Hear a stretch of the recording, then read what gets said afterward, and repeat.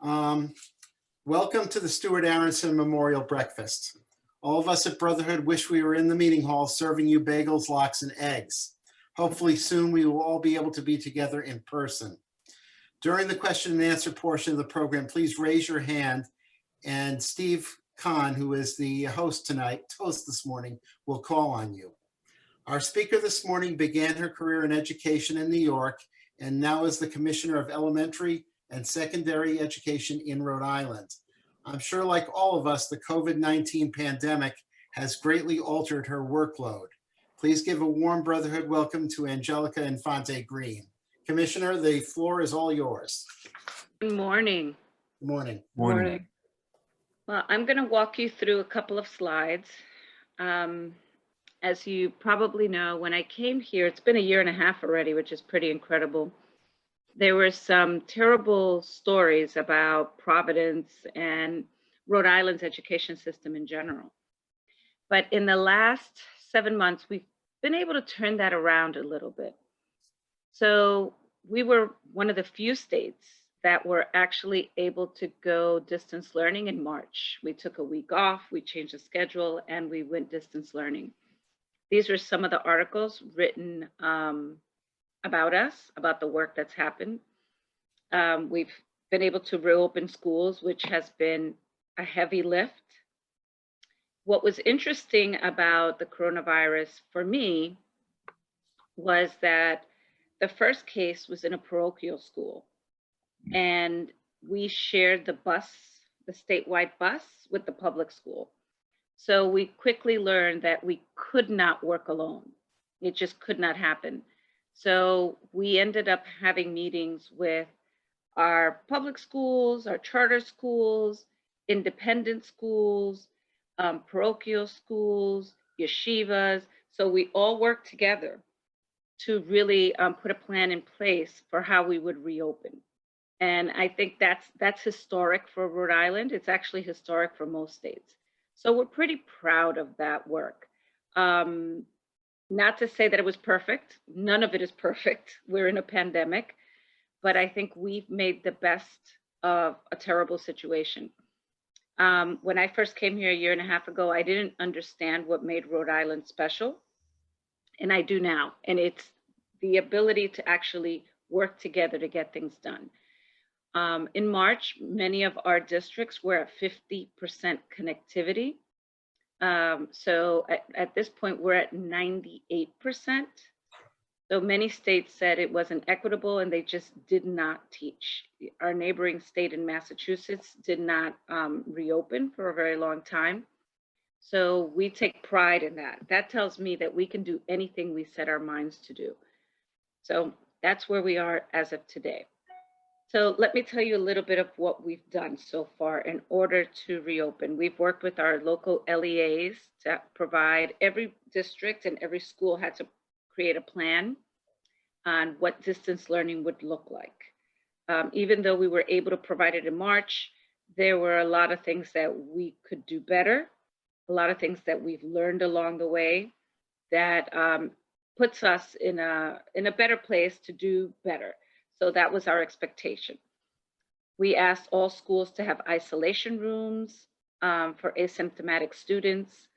What was interesting about the whole situation was that we learned a lot of things that we didn't know. My expertise is in education, but now I know about Merck air filters. I know about the coronavirus much more than I would like to know. I myself have been quarantined 3 times. Luckily not a positive result, but I think it's really learning about what schools would need to be able to function as we went forward. PPE, clear communication. We've created a website on a page on our website for families in multiple languages, as well as schools for things that they might need. We worked very closely with the governor's office to make sure that everybody had the protective equipment that they needed. And then we created something that was called the EDOC. We're the only state that has that, which is the Department of Health, our office, RIDE, and other state agencies working together. And it's a command center, and it's being led by our office and the the National Guard. So if you go in there, it feels kind of like the Situation Room in the White House, where we have 3 classrooms at RIC in our building with about 20 people in each room, with phones, with computers, manning it, getting calls every day from every education system in Rhode Island, asking questions, if they have a positive case or if they think they do, who should be quarantined. And we deploy people to the schools to make sure that they have what they need, that the air filtration is adequate, and that everything is moving along the way that it's supposed to be logistically. And if there is a case, then we deploy a nursing team that gives information either virtually or in person to the staff, to the parents, so that everybody has enough information as we move forward. So that's pretty interesting. The other piece is that we have a separate testing system for K-12, meaning that if a student or a teacher or an administrator thinks that they're symptomatic or now even asymptomatic, they can go and get tested, and they get the rapid test, which comes back at 24 hours. And then we have the other test that comes back anywhere from 24 to 48 hours, so that we can quarantine if we need to. We had one case, our first case in Providence. It was at Carnivale Elementary School, and it was a staff member. It wasn't a teacher. She came in thinking that she had allergies. And as the day progressed, she realized that it was a little different than her allergies. She went to the school nurse, got quarantined, got tested. We got the results back by 4 o'clock. By the end of the day, the principal and the assistant principal were quarantined. Those were the only close contacts, and the school was able to open the next day. So aside from the quarantine, we have major priorities in the Department of Education. And our first priority is world-class talent. They're not in any order, but we need to get more teachers in Rhode Island. We need to keep our talent. We need to recruit. For the first time, we've hired recruiters. Coming from New York, I thought that we had that here. We do not. So as other schools or their school systems are out recruiting, we're waiting for people to come to us. And that has changed. We also have an online campaign to recruit teachers, and I'll show you that later on. Excellence in learning is continued to work with our high quality curriculum. That's really important for us. We have 5 curriculums that we're recommending that are qualified as being green by Ed Reports, meaning that they match the standards, they're high quality, they've been reviewed. So we've put that out. We have a listing of the 5 curriculums that we know are high quality, and helping districts purchase the curriculum and also professional development. The other thing that we did that we've never done before is that we purchased a statewide assessment, not the one the federal government mandates, but just one for us. We've never been through this situation, so we want to know where the kids are, where are the places that I will need to advocate with the federal government to get more funding. Do we see a bigger gap in math? Did we see a bigger gap in reading? Is it social studies? What is it? Or maybe not. But I need to be able to advocate for maybe a longer school day or tutoring or any of those things that our kids may need now after this pandemic. So the other part that we've gotten is we applied for a grant, and we were awarded $10 million to rethink what our education system can look like. For a very long time, we've been doing school the same way, but things have changed. So we have to reimagine what that looks like. The last part is engaged communities. We really feel strongly about parents having a voice and community members. We launched Back to School RI website, and it has tons of information for families. We've had town hall meetings. We continuously work with all the families, anyone that wants to come. We have monthly meetings. And what it's helping us do is really shape what's important to the families. Sometimes as bureaucrats, which I don't like to call myself that, but we make different decisions than what the families think are important. So we have to engage everyone to make sure that we are listening and that we are being supportive of the LEAs. So I'm going to take you back to PPSD, which is Providence, right before we took them over, so that you see what our scores look like. This is our English language arts. So all students in Providence, our last scores were 14% of the kids can read at grade level, at or above grade level. And then you see it by race. So it's pretty disturbing that only 14% of the kids can read by grade level, on grade level. Then if you look at math, it's even worse. Only 10% of the kids can do math at grade level. So what worries me a great deal, not just about Providence, but about the whole state, is that our math scores statewide are pretty low, regardless of what district you live in, regardless of what school you go to. So that's something that we need to pay very close attention to. So this is our SAT scores for all students in Rhode Island. Reaching proficiency, it's 28. As you may know, our students, all they need to do is take the SAT. They don't need to reach a score of proficiency to be able to graduate. So for us, that's, and me in particular, coming from New York, where you need to pass 5 exams, 5 Regents exams to be able to graduate, we have to figure out what the Rhode Island diploma really means and what kind of work we need to do moving forward for the entire state, but also this is Providence. So this is SAT. Only 15% of our kids reach proficiency on the SAT in mathematics. And this is including classical. Everybody talks about classical, but this is including the kids at classical. So this is an area that we really have to work hard in. So these are the schools, so you have an idea of our elementary schools and how they're scoring. And our multilingual learners, who are students that English is not their first language, and then our differently able students, which traditionally are called disabled students. I won't call them disabled because the prefix dis means can't, and all kids have abilities. But if you look at some of the scores, they're at 0%. So single digits. We have a lot of work to do. And in some of our schools, all kids are at single digits.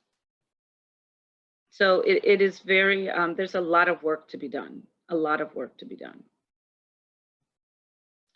If you look at mathematics, it gets even worse. If you look at the bottom 4, well, not even the bottom 4, like the bottom 6 schools, they're all at single digits for most of our kids. That means that out of, you know, the 98% of our kids can't do math, 96, 95. It's really at grade level. And this is starting in the 3rd grade. So this is not even very sophisticated math. Middle school. This one is also very hard to look at.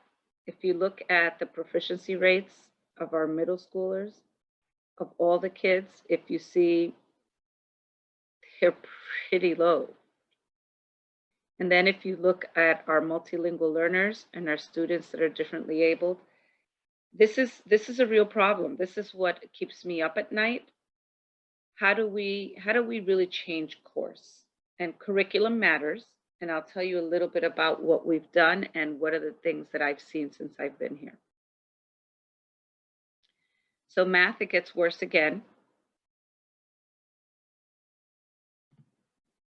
It is really painful to see these scores, because what happens to these kids? This is our capital city. And how do we attract business? How do we keep people here if the schools are not a place where they would send their kids? So if you look now at high school, Same thing, same trends.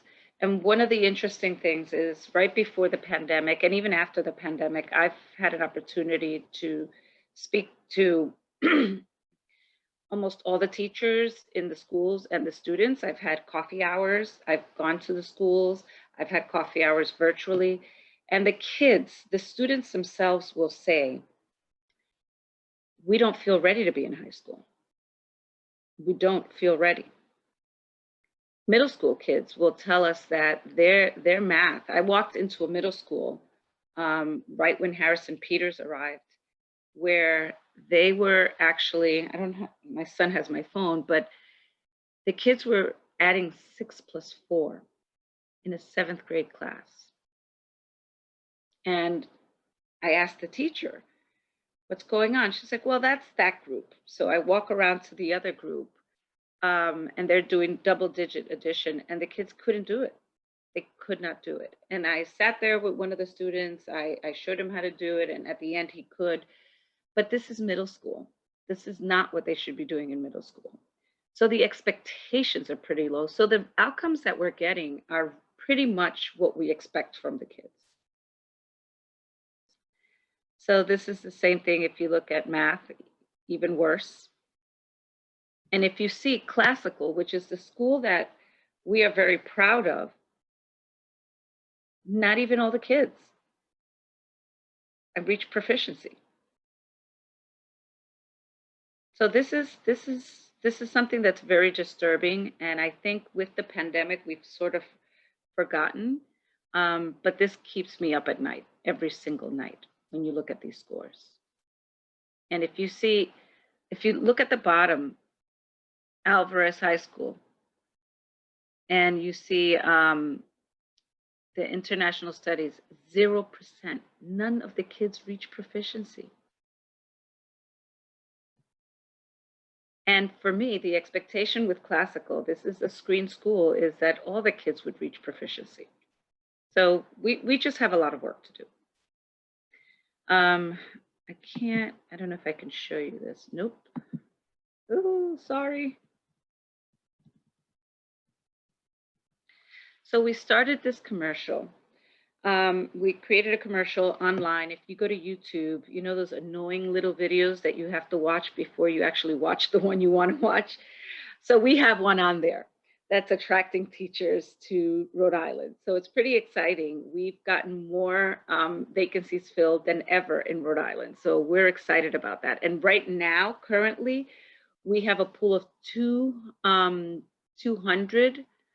1,000 substitute teachers that we've attracted so that the entire state can have substitute teachers now with the coronavirus. So we're really excited about that. So one of our achievements, we talked about turning hope. Everybody feels very hopeful, but if it doesn't translate into results, it doesn't really mean anything. So we hired a superintendent. We created the turnaround plan during the pandemic. We finished it. We launched the teacher recruitment campaign, which I can't show you now. I don't know why, but it's a video, and you can see that. It's on our website. And then capital plan. A lot of our buildings say to family and kids, we don't really care about you when they're falling apart. So we have one of the things that we did, we don't own the buildings. The city still owns the buildings. That we met with the mayor and we decided to change the capital plan, because what was happening is that we were doing a roof and it would take us 5 years with the kids there. And then we were doing an HVAC that would take us 7 years because the kids are there. We actually got swing space so that we can move kids and actually redo an entire building within a year. We've never had swing space. So I thought that was important. We also have just gotten a new building. St. Joe's. So that has been exciting for us. We also purchased from K to 8 new curriculum, one of those highly rated curriculums. And we did a fiscal analysis of the district. The other piece is that teachers, at least in Providence, only had 1 day of professional development. The school year has started, and by Monday we'll have 6. When the pandemic started, we got on a statewide calendar. It's the first time we've ever done that. And within that calendar, we folded in professional development days for teachers throughout the entire state. At the beginning of the school year, we had about 60 offerings from us for all teachers, open to all teachers in the state of Rhode Island. And we actually had teachers from different districts in the same sessions, virtually, obviously, which is exciting because we've never done that. Rhode Island is small enough that we can. And one of the things that I have been really adamant about is all systems working together. And what I mean by that is the charters, private, parochial, yeshivas. If we figured something out in one environment, then we need to share it.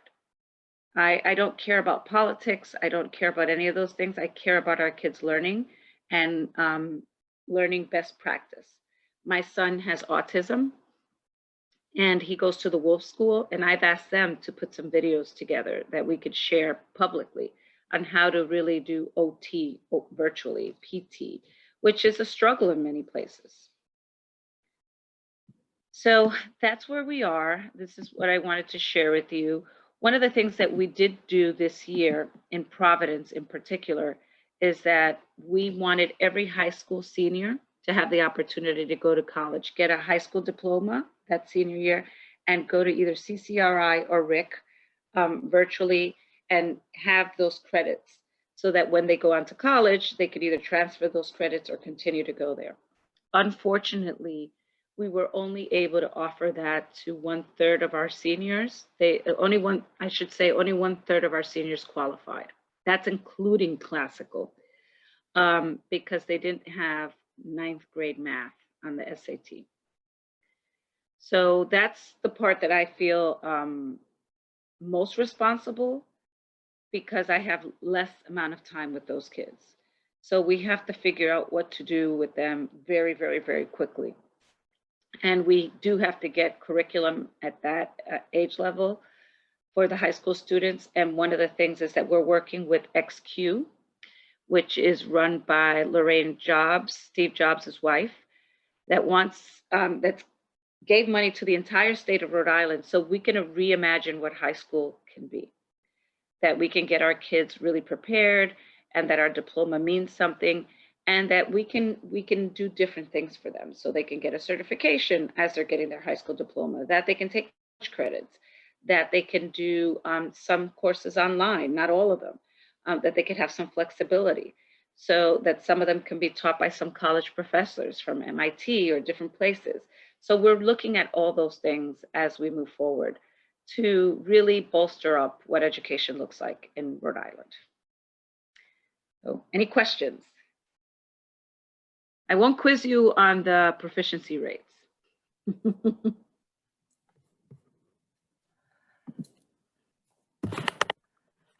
I actually have a bunch of questions, if that's okay. Great. I'm not sure how this will be structured. So anybody from the Brotherhood, if you wanted, cut me off, just mute me. So I'm a member of Tempe Bethel, but I live in Cumberland, Rhode Island, and I'm actually the vice chair of the Cumberland School Committee. So I'm, and I'm served, I've been on it now for 4 years, and I'm about to enter into another 4-year term. So I'm familiar with,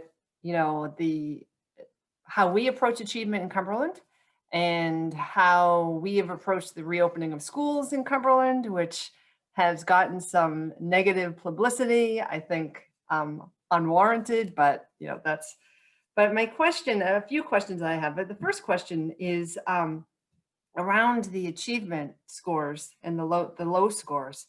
Mm-hmm. What do you, I suppose if you could choose 3 things, what would you attribute those low scores to? Well, I think the first is the curriculum, right? It has to reach the standards, right? And I think that when we think about the standards is the minimum that kids should know on that grade level. So reaching the standards is the minimum. So I think it's the curriculum. I think it's also expectations. As I've talked to educators and I've walked into classrooms, you could see the different expectations. And I think that we have to really ramp that up. And I think the other piece is the support for teachers, right? The professional development to get to that place, I think is really important. So those would be my 3 top things that I think we need to work on as we move forward. So then the flip side of that question is, have you explored what some of the higher performing schools in Rhode Island are doing? Now, certainly some have different socioeconomic challenges than maybe certainly the city of Providence, but have you looked at some of the higher achieving schools to see what are they doing that's working that could apply statewide? Yes, absolutely. So I have, I've definitely looked at that. Curriculum is one, but I will say you may not like this answer. I think all the schools need to improve. I've been to many of the schools, and they can all move forward a little more. But you know, I think it's also culture and the supports that teachers are getting really matters in those places. And the expectations, you see the expectations are different across the board. You definitely see that. But I have to say that as a state, we have to move forward. I think one of the smartest things, and this was done before I got here, was the assessment that we use is the same one that Massachusetts uses. I don't believe that our kids are any less capable than the kids in Massachusetts. I just don't. I think we also have a greater investment in our schools. I think it has not been as great a priority for the state as it should be.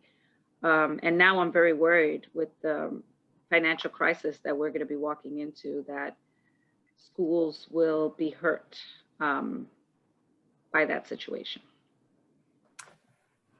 Yeah, I think the funding is a huge challenge. And I would also add, in terms of, maybe this is related to expectations and standards, that the school administration, the school committee, and the town, the mayor and the town council, whatever it is, all working together is really, really important too. I think people underestimate the importance of who they elect to their school committees. And who they elect to their city councils or their town councils, and the huge impact that it has on the schools. And I think if you can get all 3 of those working together in concert, then you can have goals for your community that everyone's working towards. And I think that doesn't happen enough. On the funding side, and I think you're familiar with this, there are a lot of challenges around the charter school funding and what it does, especially, you know, it's not all about Cumberland, but certainly what it does to us. But the charter school funding, and even now we're seeing the impact of homeschooling, you know, where a lot of people are choosing to stay home, and now the funding is going, you know, we're losing that, potentially, I guess, losing that funding too. And I think the funding part of the equation is one that really, really needs to be looked at, because even if a district might be higher performing, and there's always room for improvement, when funding decreases, then you can't keep improving as you want to improve. But the homeschooling, the charter schools, that's tough. And right now, of course, a lot of our money is going to cleaning and PPE and all of this, and it's not going to being able to hire more teacher coaches and things like that. But yeah, I totally agree with you. I meet with the mayors, and I was shocked to see how little involvement there is with some of the mayors and the school district. That was actually very surprising to me. So that is an area that at least I'm trying to work on, to get them more involved and move in that direction. In terms of the charters, I think that's another place that we need to look at, because those are public schools as well. So how it is structured matters, right? And I think we have to look at it many different ways. So I closed the first charter school ever last year in Rhode Island, because to me, quality matters, right? It matters across the board. And I oversee all of them. So we just have to figure out a different way to move forward where it doesn't impact fiscally. And I think that that's something that we can try to do at the state level. I don't know if we'll be able to do it this year. And when I say the state, I don't have a budget. So it's not me. I don't want anyone to think that I have access to money. I don't make those decisions. But I think we can think about how to restructure for the future so it doesn't have such a big impact. Very good at finding TSA pre-check. Yeah, yeah. I couldn't, I'm like, I don't And know. I think what you said She's like, "Mom, earlier about right there. all, She's like, airports are really easy. I don't know who that is. That needs to mute, but all That's schools. I work could together never because figure it out before. She's like, I never had to. I could just follow you. the intention of charter schools is really to be able to learn and bring back some of those things into public schools, and that is not happening. Even, you know, we've got it here in our own town, and that's a huge opportunity areas. How do you get the, you know, kind of the charter schools and the public schools? I know they're all public schools, but how can you really learn from each other and work together? I'm so glad you said that because I brought them together last year for the first time. And I said exactly that.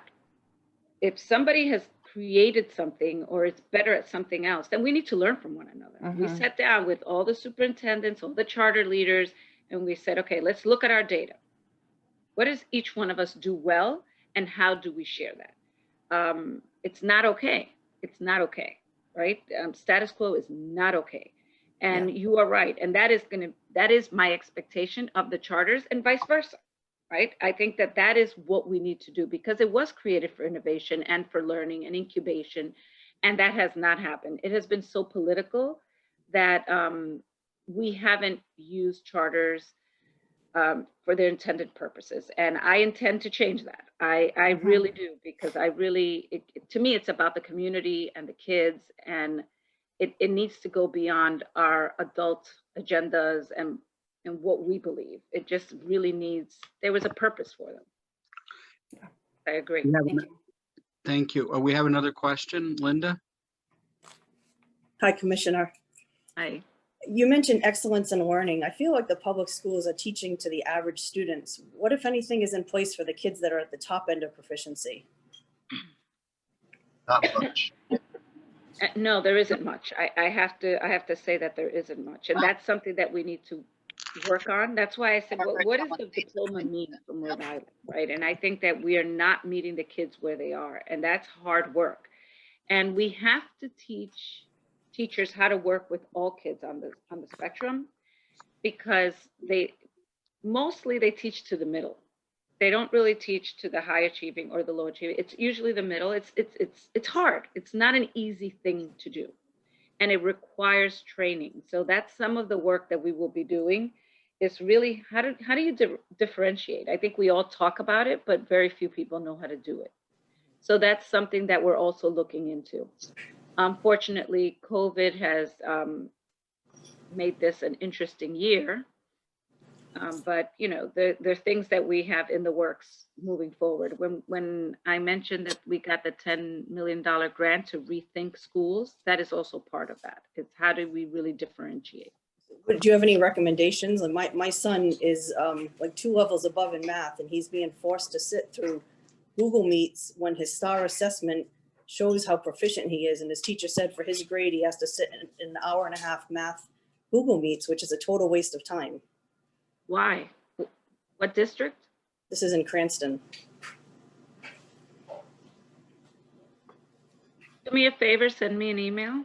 Okay, I will. Because there's no reason that he can't go to the next grade level for math, especially if we're doing it virtually. I don't see why not. Okay, thank you. Hoping that's a quick fix. Hoping. The things I think are easy turn out to be sometimes the hardest.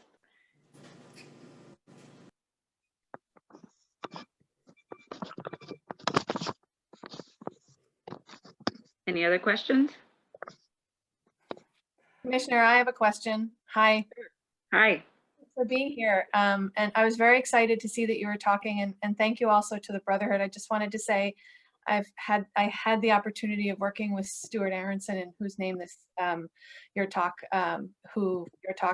is in honor of. I think he would be really happy to know that we're talking about education. He cared about it a lot. I'm a mom of 2 high school seniors in Providence. I read the Hopkins report when it came out. It was devastating. You came into a crisis and then got a crisis on top. How do you do both of these things? Um, I don't know, but I have to, you know, I think what we didn't do was stop changing what we were doing for Providence. So we've provided the professional development. There were some things that were really key, curriculum, professional development for teachers, really changing the environment. We've created this toolkit for schools on how to change the environment. It's not perfect, and it's hard to do this virtually, and it's hard to do it in the way that we're doing it right now. But we set really lofty goals, and we've been putting in all the pieces. It'll be a year since we intervened November 1st, and we're putting together the report, and we've been able to accomplish quite a few things, which I'm very proud of. For the first time in Providence, we actually, we're short teachers only because of COVID-19, not because last year we started with 90 vacancies. That means that kids didn't have math teachers, didn't have science teachers. We didn't start off in that place this year. But now with COVID, we have smaller classrooms, all sorts of things are happening. So for me, what's important is what happens with the kids. So I try to keep my focus on that, because that's the most important thing that happens. And it means, and I'm sure it means the same thing for many of you, that there's 7 days, you know, I don't know when it's Sunday, Monday, I don't know what day of the week it is anymore. We're working 24 hours a day, one, to keep kids safe, and two, to make sure that we up the ante on what we're doing for kids. And those are hard things. COVID has made it difficult, but not impossible. And we're moving in that direction. Commissioner, I have a question. Sure. What is with the age of some of the elementary schools in Rhode Island, especially here in Cranston, they're ancient. What challenges do they pose to you in getting these schools safe? Well, for COVID-19, well, one of the things is that we hired an air specialist, because that's not my area of expertise, and with the Department of Health, and we walked the schools, and what we learned was that if you didn't have the Merck 13, which is now I understand, then you could have a box fan, the windows open, circulating the air. You could have a HEPA filter. So there are ways to mitigate. Unfortunately, it's hard. It's hard because we do have old buildings. I am very worried about the capital plan taking a back seat. Our schools need to be worked on. I hope that when the time comes that we push really hard, that we continue to make the capital improvements that we said we were going to make. But there are ways to mitigate if you don't have the building that, you know, we were hoping to have. So the experts came in and told us what we needed to do and what has happened. And it goes back to Karen's point. Now we're spending a lot of money on fans, HEPA filters, all these other things. And we're waiting for another stimulus package, which we don't know. Politics keeps getting in the way of that. So we'll see. We'll see. But right now we were able to supply PPE for at least 3 or 4 months for the schools. Karen, did you have something? Yeah, one question tactically related to that is what is the latest stance on how far apart the desks should be in the classroom? You know, we've got the CDC 6-foot guidance, which is what we're doing, but then sometimes this 3-foot guidance comes in. And when you think about being able to bring kids back 5 days a week, 100% of the kids, you know what a classroom looks like. And if you have to keep kids 6 feet apart, you can't fit them all into one classroom. And even 3 feet apart sometimes can be challenging. But what is the latest thinking or stance on that? So I've become best friends with Dr. Alexander Scott. We literally meet every night. So Harvard put out their latest study, which says it's anywhere from 3 to 6 feet. So that's where you're hearing the conflicting information, is because there's a recent study that talked about that. So we ran childcare over the summer and early care classes for 3 and 4-year-olds. And they were not 6 feet apart. They weren't 3 feet apart. They weren't any feet apart. They were a pod. They did not wear masks, and we did not have high incidence. We were actually applauded and used as a model nationwide. So it all depends. So now we're in our first month. We've had cases, but what's interesting is that we've had cases in schools and we've had cases of kids that are learning virtually. And the first week we had more kids learning virtually than we did in person. And it's more or less even. I think it's just where we are, right, as a state. I think that's going to continue to happen. Where the way that we're measuring success is that there is no spread, right? There are going to be cases, but if no one else gets it from being in school, then we're good.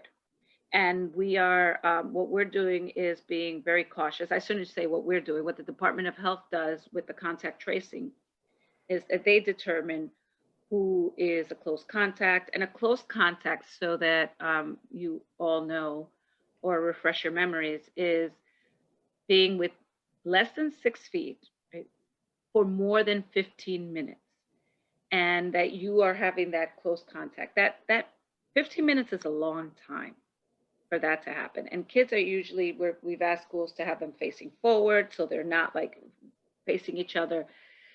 So we have not had one transmission from anyone that has come in positive or has been positive to someone else in that work environment. There have been quarantines, but not a positive case. So we're really excited about that. One of the things that was just announced last week is that schools are not the super spreader that everybody thought they would be.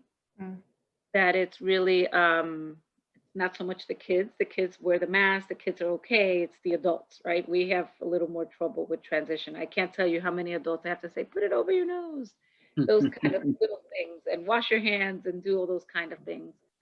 So I think that that's what we're hearing now, is that it's family gatherings, small events. And that makes it really hard. We're coming onto Halloween, we're coming into Thanksgiving, there's a lot of holidays. And that we're worried about. But schools is not that kind of place, because there's more structure, right? Everybody's worried. They're walking in through one door, exiting another. I've been visiting schools where they have dots on the floor where the kids stand. So I think that we're in a much better place than we thought we were going to be. The Department of Health made a prediction, and where our cases are much lower in schools. Now, if we can get everybody else to follow the rules. Yeah, right. Yeah, and I don't know what our solution will be once the cold weather comes, which is practically here, and some rooms can't keep their windows open, or I don't know, the fans and, that. The HEPA, the HEPA filters. So the HEPA filters is something that you can close the windows with the HEPA filters. Yeah. So we're hoping there's more stimulus dollars, and we are also looking at, we have some capital money that we can spend for this purpose. So hopefully by next week we can repurpose it and send it out to districts. And when the money comes, and we've asked the governor if there's more money that we can help districts purchase those HEPA filters, because that's the only solution we're going to have. Some schools will be able to keep the heat on high and keep the windows cracked, but not everybody will be able to do that. So I think we have to come up with solutions. And my goal is that I have a point of contact for every district in my office that will help with those solutions, and that EDOC, that place that I talked about, will help with those solutions and keep schools and districts on the radar that need support. So that's what we can do. I can't make any promises, because like I said, we're still waiting for this money, and I doubt we're going to get it until the election happens. Yeah. Unless any of you have connections in Washington that can help us. Can I ask a question that might be a little personal, but what prompted you to want to take this position in the first place? I'm sure that you weren't under the impression this was an easy job, but whatever your impressions were, I think you found that it's I think as a previous mayor said, a level 6 hurricane or something like that. But maybe you can share with us your the rationale for you wanting to walk into what is probably the most difficult job in the whole state. So I'd listen to your comments. Thank you. Sure. So I was here 8 years ago. I came with the Council of Great City Schools. And what happens is that people from different states come and review a district. And I was able to review Providence. And I spent 4 days 8 years ago, and I was horrified. I was very upset with what I saw. I was also very upset that there was no criteria for graduation. I was very upset by the lack of instruction that was happening, how teachers had to cobble things together. I was just very disappointed, very, very disappointed. And so when I was approached for this position, I felt that it was almost karma, not karma, but it's what needed to happen. I went back and felt much better about what we were doing in New York after I came to Providence. Probably not what you want to hear, but we were in that place in New York. We were. New York is not perfect, but we were. And I know that there are ways to fix it. And I really feel that this is where I should be right now. I know that that sounds a little hokey, but I was drawn to the possibilities because the kids are amazing. Kids are amazing. Teachers are hungry. But what surprised me, I will tell you, I'm Dominican. What surprised me was the lack of, how do I phrase this without sounding, usually immigrants are fighters and want to push forward. And I didn't see any of that here. It was almost an acceptance of the failure. This is what we do. This is what there is. There was an acceptance of the status quo. And that made me very, very sad, very sad. And it still does today because there are places where, I'll give you an example, not just in Providence, but there's the superintendents have a meeting and they said to me, all you care about is instruction. And I was very disappointed. I said, yeah, and I'm upset that you don't, right? That's our job. That's our job. And this was this year. And, I had them go around and tell me what they spend their day doing. And that's not what I envision a superintendent would do, right? You have to be educational leaders. You have other people that do the operational stuff, right? So I think we have to refocus what's important. So I don't know if that's the honest answer. And my family has really been excited about being here. They love it here. It's taken me a little longer to get acclimated to Rhode Island. But what really has helped me make Rhode Island feel like home has been the pandemic because everybody has really come together. Even in a time when people criticize each other, this is a tough time. I really felt like everybody worked together to try to make it happen. That doesn't happen. Thank you very much. Commissioner, I'd like to thank you for your appearance, and Brotherhood would like to make a charitable donation in your name. What is the name of your favorite charity? Oh my goodness. Oh, you don't have to. You make me cry. Oh my goodness. St. Jude's Hospital for Children. Okay. Thank you so much. That is so, you made my day. It will be done. And we'll take, if there are one or two more questions, we'll take those, and then we'll let the commissioner go. Anybody else have a question? Okay, Surprise, Karen. surprise, I do, unless somebody else does. I don't want to. But you mentioned a interim statewide assessment that I think you want to implement now in the fall. Is Yeah. that what are you thinking around the RICAS assessment or this interim assessment, or what are we going to do to measure achievement during this pandemic? Because we all know that things aren't happening as we would like them to necessarily. Well, we didn't administer RICAS. I don't know, according to Betsy DeVos, we will be administering it this year. I don't know what that will look like, but that's why this interim assessment was so important to me.